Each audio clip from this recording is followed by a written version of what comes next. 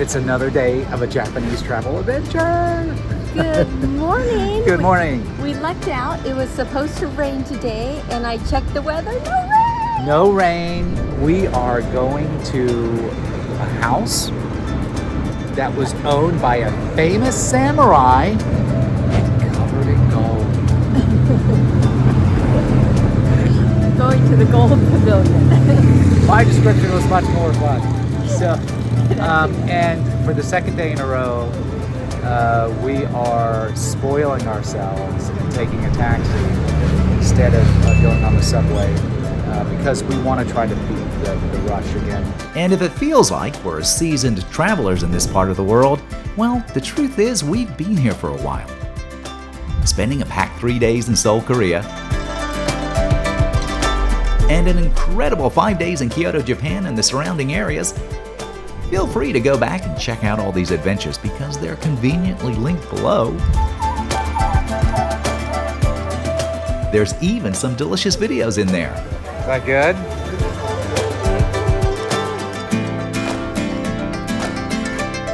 So let's see how our incredible master plan of beating the crowds by taking a taxi is actually working out.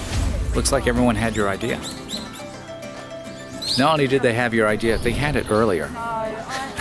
I know. Can you imagine what this line? This line would have been back to the buildings back there if we'd come any later.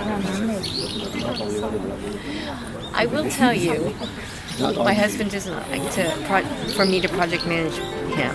I almost said that we'd get here an hour early, and then I thought he would kill me. So I kept that to myself. Sure, there's a lot to see while you're waiting, but everyone is here for the main event, the Golden Pavilion. Officially called Kinkakuji, it's better known as the Golden Pavilion because that's not gold paint, my friend. It's actual real gold leaf covering the top 2 floors.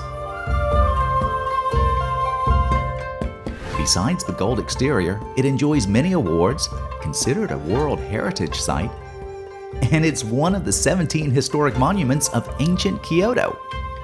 But be careful who you listen to about how it came to be and who exactly may have lived here. All right, full disclosure. I got the whole thing about the samurai wrong. Although I will tell you he could have been a samurai because he was a shogun and he was the head of the military, which means, maybe he raised a sword now and again. But it was his house that he donated to the Buddhist temples. And the shoguns during the 1300s, they actually ran the country. The emperors may have been the figurehead and had the final say, but it was the shogun that did the day-to-day work, gosh darn it. And I guess anyone who works hard for a living deserves a house that's covered in gold. I guess. You certainly can come for the Golden Pavilion, but definitely stay and enjoy the Japanese strolling gardens.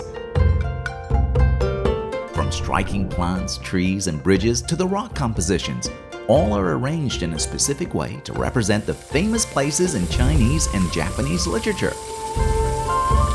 But what catches our eyes and interest is a fun way to gain luck and good fortune. Toss a coin, and if it lands just right, legend has it you'll get both luck and fortune. And it looks like Wendy's ready to take those odds. It came back to me. What does that mean?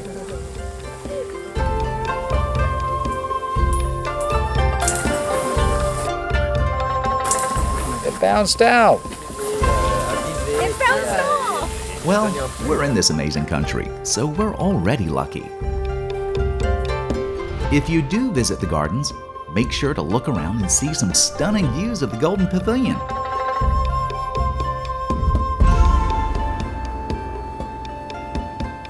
Now here is some luck, somewhere to stop for a break and a snack. So this is a dessert filled with black bean paste, but also a little bit salty. And we are supposed to take a bite of that and then take a sip of our hot matcha green tea. All right, let's try it, babe. Okay. This is gorgeous. Okay.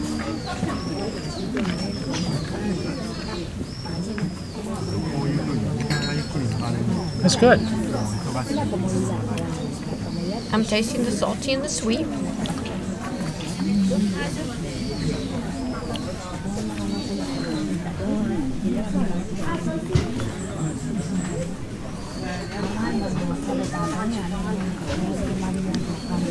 It's good. We're getting used to the matcha.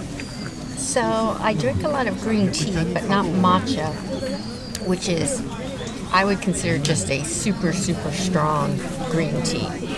Yeah. But we're starting to become accustomed to it. And you had a killer matcha cocktail last night. Yeah. Yes. Which goes back to the golden rule. Alcohol helps everything. With golden pavilions and unique dining experiences, it's easy to forget this is a temple.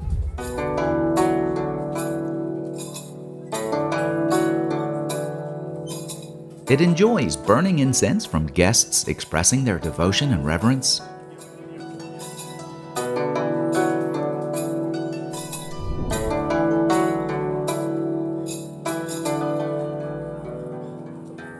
And an offering to ring a gong for attention before a prayer.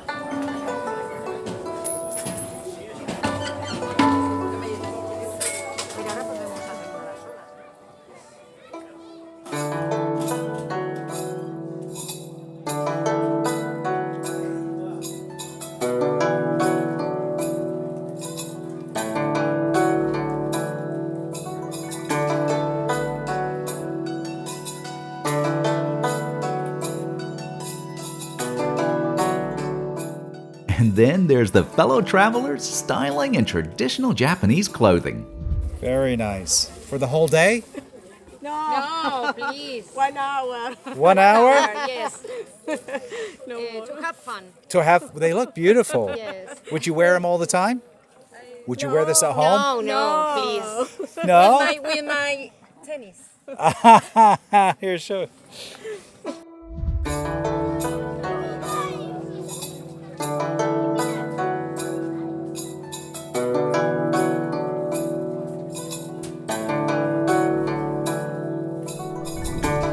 Even as we leave the temple, we come across one of our newfound favorite pastimes of the trip: Japanese ice cream.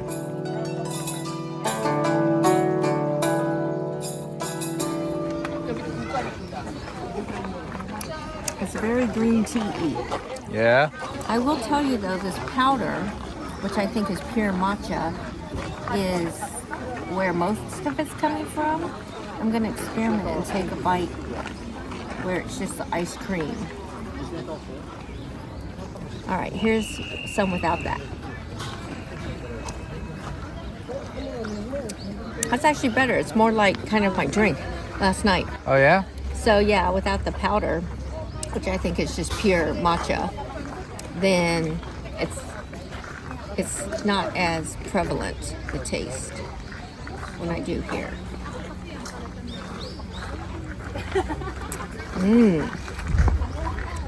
So, what did my baby get when I first asked him if he wanted ice cream and he said no? I said no because we've been doing a lot of ice cream. But one of my newfound favorites is sake ice cream. Yes! And when Wendy went up, she saw they have premium sake ice cream. Because, advertising works even in Japan. Yes, see. Let's take a look at it. Hold on, close up. Oh, I see. All the good stuff's trying to get away, look. Yeah. That looks good. Turn it around slowly. Look at that. We've eaten some, sorry. Yes. That looks fabulous. It is so good. All right. So when we had ice cream and sake before, the sake actually came in the wooden bowl. Well, I'm wasting sake. Yeah, you're wasting sake, baby. I know. I think. There you go. This is a good second. This is a good compromise. I'll take it. So this, and just like Wendy, I've got glitter. I'm comfortable in my masculinity. I think the glitter is what makes it premium. It's so good. It is so good. I tasted it. It's very good as well. Yes. I agree. While we finish our ice cream, let's see what we've done today. We started at our hotel this morning, enjoyed the Temple of the Golden Pavilion, Now we're going to do something on the other side of Kyoto and certainly less touristy. Philosopher's Path. But no taxi this time. Nope, we're taking the bus.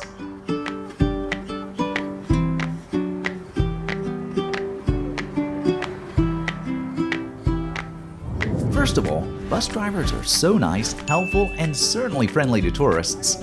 And Google Maps, well, that makes finding and riding the buses so easy.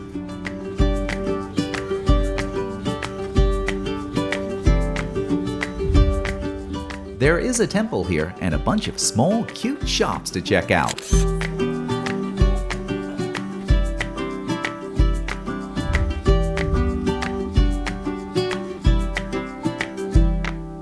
But we've come for a slice of the more modern Japanese history. First opened in 1890 and extended again in 1912, the path follows a route taken by philosophers on their daily walks. Following a shallow irrigation channel, it was revitalized in 1968 and by 1986 was chosen for the best 100 Japanese roads. But your mind may wander from any deep thoughts by all the tiny stores and tourist distractions along the way. Like many parts of Japan, the suburb and countryside come together in such a beautiful fashion here.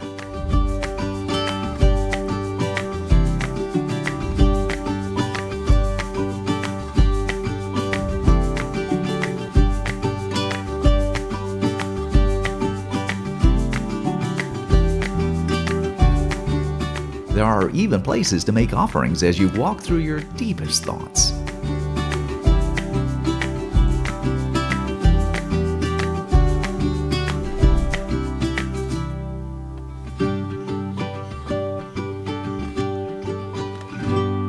And then there was this. Honen Temple.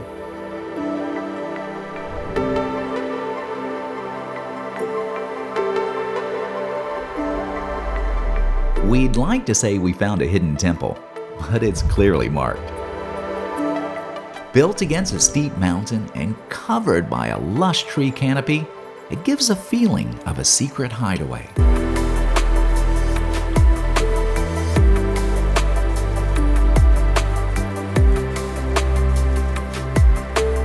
If you're in a moment of serenity right now, why not reach for your inner YouTube Zen and subscribe to our YouTube channel? And for perfect enlightenment, you could ring the bell. You'll be notified as soon as a new travel adventure is published.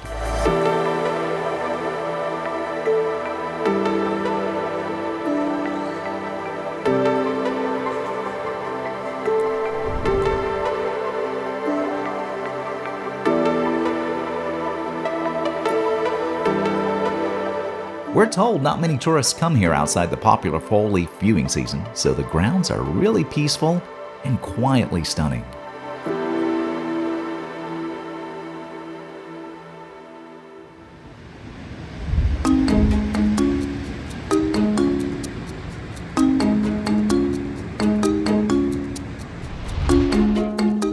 It's time for us to leave Kyoto, and our goodbye is a humbling moment.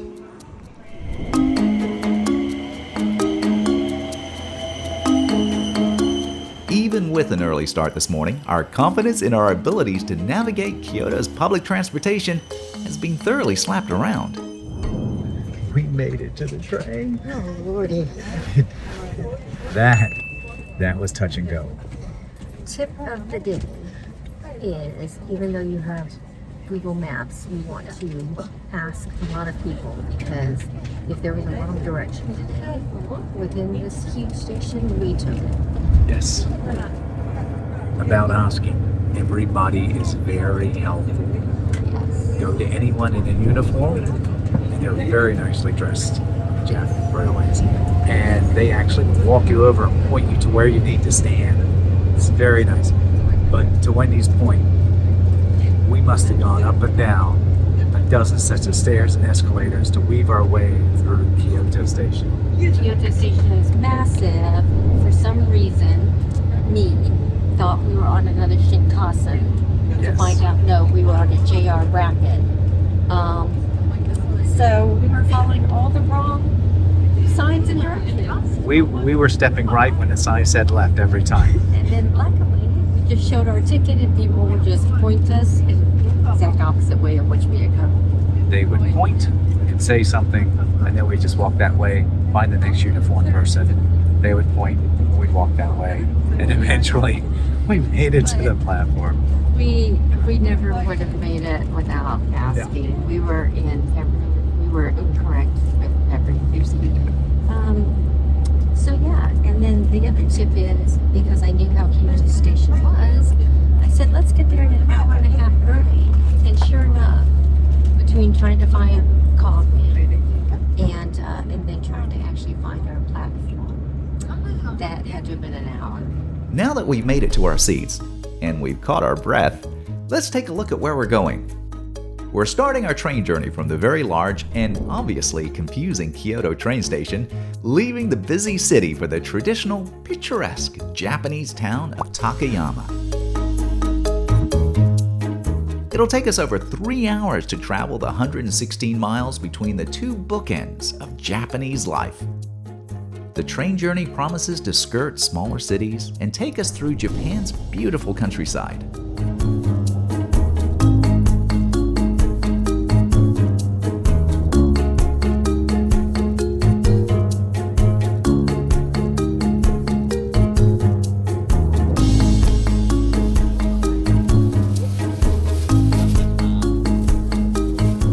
And it's fair to say, we came prepared for this long trip. You package bento box that you're allowed to eat on some of the trains, mostly your long distance trains,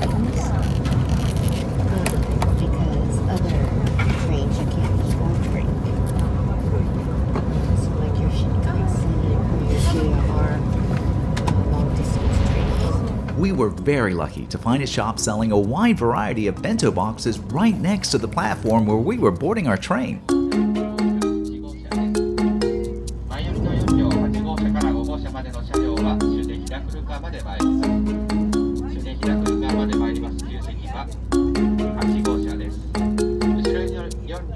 You do know that Wendy likes to try absolutely everything.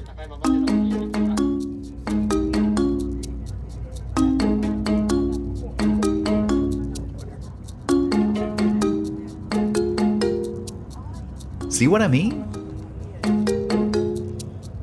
As the train makes its way higher and higher into the mountainous countryside, the views are just getting more and more beautiful.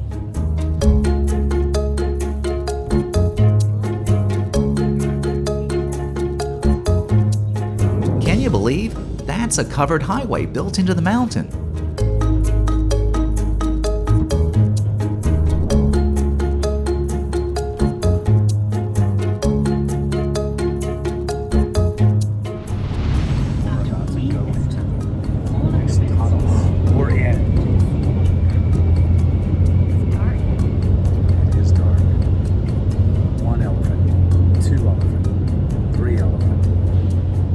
Seriously, this tunnel is so long, the conductor warned us ahead of time it was coming.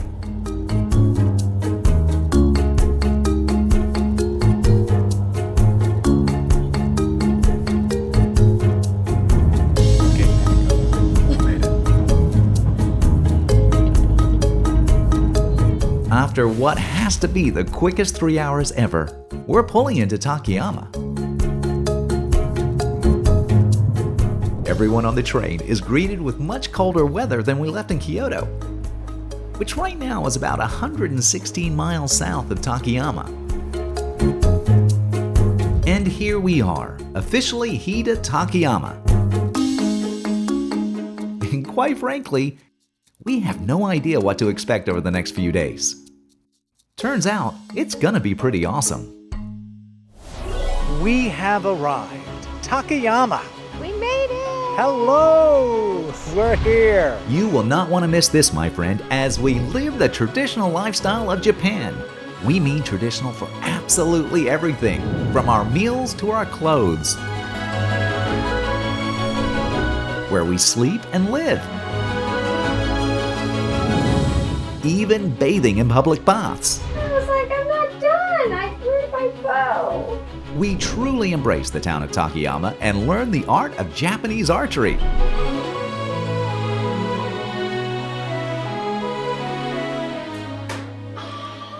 You hit it! As well as some other fun stuff. We found a sake tasting place.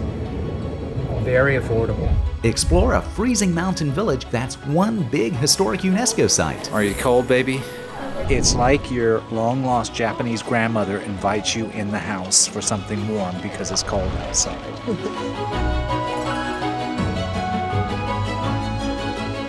You will not want to miss this travel adventure, but why wait for that?